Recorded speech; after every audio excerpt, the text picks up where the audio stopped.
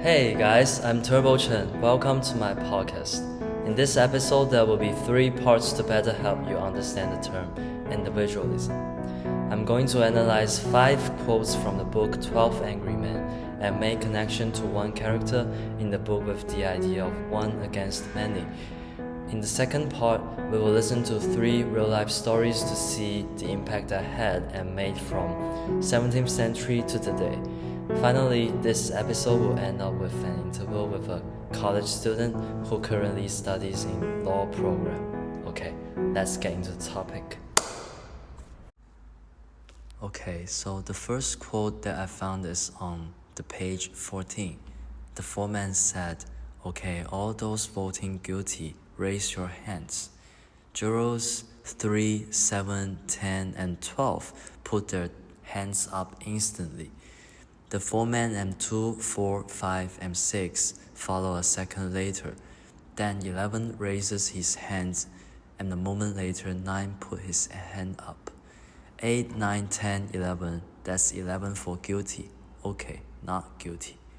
8's hand goes up. All turn to look at him. After then, the foreman said, "Okay, 11 to 1. 11 guilty, 1 not guilty. Now we know where we stand." Before I analyze this quote, I want to give you a brief introduction of the juror system. So juror 8 is the most prominent example of individualism in the 12 Angry Men, which is connected to our episode. From the beginning, he stands alone in voting not guilty, even when all other jurors vote guilty. Rejecting groupthink and challenging the assumptions of the other jurors demonstrates his independence of thought and courage to stand against the majority. Juror 8's individualism is not just about being contrary, but also his courage and intelligence enabled him to stand up to fight against other people. So initially, it's an open voting, which means all the people can see your decision. But juror number 8 still raised his hand without any hesitation for not guilty. At that moment, he said he doesn't have much evidence to prove that boy is not guilty. He said it's only because they can't decide one's life only in 5 minutes.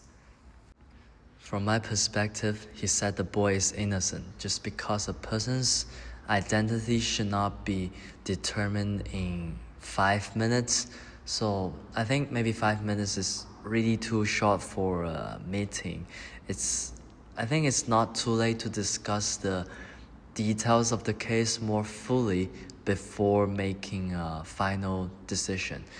Besides, if you are a juror, since you are already at the conference table, so you should fully consider and responsible for all the circumstances of the case, for the litigant, and thoroughly comb out every detail. So every plot can be a result of a conviction and punishment. And the second quote is on the page 15. The juror number 3 said to the juror number 8, "Do you really believe he's not guilty?" Juror number 8 said, "I don't know." Juror number 7 said to foreman, "After 6 days, he doesn't know anything." Juror 8 responds to juror number 7, "There were 11 votes for guilty. It's not so easy for me to raise my hand and send a boy off to die without talking about it first."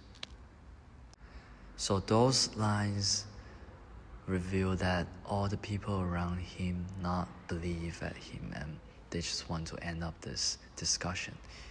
Even though he doesn't have much evidence to prove and persuade himself that the boy is not guilty, he only relies on the fact that one's life cannot be determined by a group of people's 5 minutes discussion. Most of the jurors are not care about defendants' right. They just want to get out work early. Okay, it comes to the last quote. It's on the page 17. The juror number 12 said, I may have an idea here. I'm just thinking out loud now, but it seems to me that it's up to us to convince this gentleman, motioning toward 8, that we are right and he's wrong. Maybe if we each talk for a minute or two, you know, try on for size. So in America justice system, jurors must be unanimous. So they have to, which means they have to convince juror number 8 to end up this whole discussion. So at juror 8's insistence, they started a new round of discussion. Greetings, listeners. Now I bring you an opportunity to join the best charity organization in the world about cultivating sense of love and caring. But there is only available for 100 members in the first term. Now the only thing you need to do is picking up your phone, call Mr. Paul, 566-788-99. What are you waiting for? Come on and join us for your medal of love. Better call Paul. Welcome back, guys. After we analyze the text 12 Angry Men, let's talk about 3 real-life examples in different era. The examples that I found are successful or unsuccessful stories from Elon Musk, Friedrich Nietzsche, and James Campbell. What's interesting about them? They are similar that they didn't get much support from others. So Elon was born on the 28th of July 1971 in Pretoria, South Africa. He said during an interview on 60 Minutes, he did not have such a happy childhood to be frank. He spent more than 10 hours going through the science fiction novels. He was the youngest and smallest child at school, which made him become a target from bullying. Elon was a nerdy introvert. The kids are brutal. One time they pushed Elon down a flight of stairs that knocked him out cold. The school was a nightmare for him, but his growing interest in computers and business, with the support of his family, provided a mental shelter from the horrors of school. Due to the suffering at school, he convinced his dad to buy him a Commodore VIC-20. According to the computer's manual, 6 months were required to get through all the basic lessons, all the foundation skills. But Elon stayed up 3 straight days and finished the whole thing. Then let's talk about Friedrich Nietzsche. He said, he who has a why to live can bear almost anyhow. He advocated that human beings should go beyond the traditional moral values, pursue individual independence and self-creation. And the fundamental driving force of life is the pursuit of power and influence, not just survival or reproduction. When traditional religious and moral systems break down, people are like a white paper. He imagines whether he can accept if he lives it over and over again. But his ideas were not widely accepted in 19th century. His opinions challenged the social mainstream and people's moral value, especially the Christian doctrine. Now comes to the last story, James Campbell. He was born in 1951. He's an adventure writer. He likes to explore the extreme condition places and document the experiences as a book. He focuses on the lessons that he can learn after the adventure, but not the physical outcome, like whether he can reach the top of an ice mountain by himself. He wrote several books about his journey and focused on the idea of taking risks to gain new views of life. But the public didn't understand his behaviors and claimed that he was not responsible for his life. Then, according to his autobiography, he mentioned that he doesn't care about others' look on him, just lived in his own way. Hey, if you want to build up your body physically and mentally, Mountain Climbing Club is the best choice for you. We organize 2 activities each month around the world. We have the most professional guides. We can even take you to Himalaya if you have 1 year experience. I got the best price for my brothers. Check it at the bottom left comment section.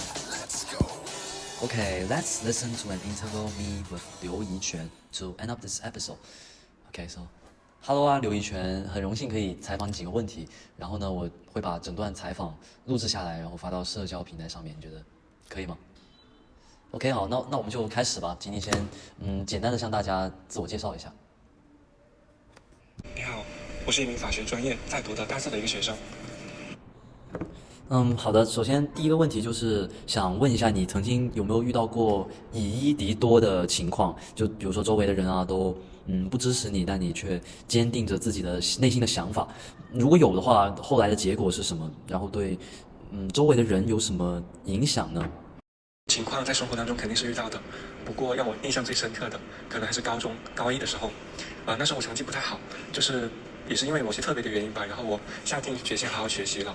就是在一个晚自习的时候，大家都很吵闹，然后那时候我迫切的就是想要认真学习，就想要有一个好的学习环境，所以我就站出来去呵斥他们，去制止他们这种吵闹的行为。这样吧。然后那时候我的同桌就以一种很不屑的态度去回应我，就是觉得说我成绩不好什么之类的，说讲这些有什么用之类的。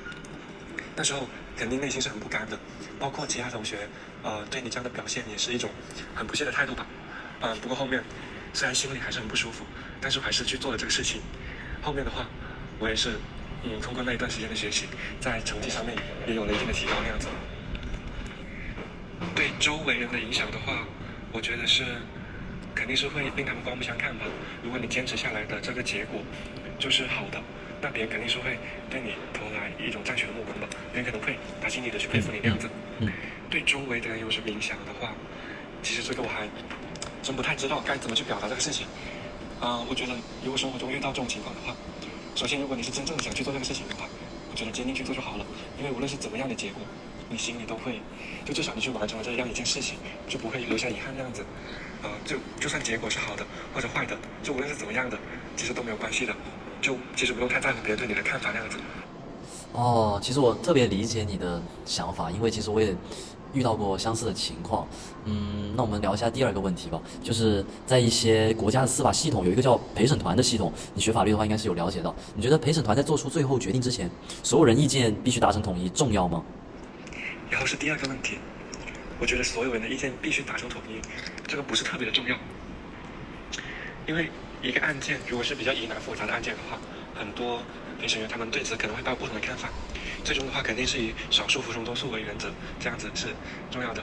所有的人意见达成统一的话，可能会导致这个案件处理的进程会比较缓慢，所以大多数时候可能都是遵循一个少数服从多数的一个原则吧。原来是这样，我觉得你特别的专业，毕竟你大学是学这个专业的嘛。那我们就最后一个问题吧。我们在课上，我们上ENG课的时候，我们读了一本书和看了这本书的电影，叫《12怒汉》，里面有12个陪审员。一开始他们投票决定一个男孩的裁决是有罪还是无罪。如果是有罪的话，他是要面临死刑的。但是呢，他们只讨论了5分钟就开始了第一次的投票。除了8号陪审员投了无罪，其他11个人都投了有罪，因为他们觉得事实都摆在那里了，接着讨论就是在浪费时间。但8号陪审员一开始投无罪，也仅仅是他觉得一个人的生命不应该在5分钟内被决定。你觉得这样现实吗？就是说，一个人站出来面对大家的质疑。然后是最后一个问题，我觉得也是挺现实的，因为既然你有不同的观点，你跟其他人有不一样的想法，你就可以提出来，因为毕竟你也是这个会议上的一个议员，你可以参加讨论，所以你就可以提出不同的想法这样子。但是他说，一开始投无罪的话，仅仅是因为一个人的生命不应该在5分钟内被决定，可能5分钟的话，对一个会议来说确实是太短了，所以可以更加充分的去讨论这个案件的细节，然后再去做决定也是不迟的。而且你做陪审员的话，你既然在那个会议桌上了，你就应该为那个当事人去着想，就是应该充分考虑案件的全部的一个情况，要完整的梳理每一个细节每一个情节，这样子的话才能做好一个定罪处罚的一个结果吧。好的，谢谢刘同学。那在采访结束之前，你还有什么想说的吗？OK， 那我们今天的采访就到此结束了，感谢你的参与，拜拜。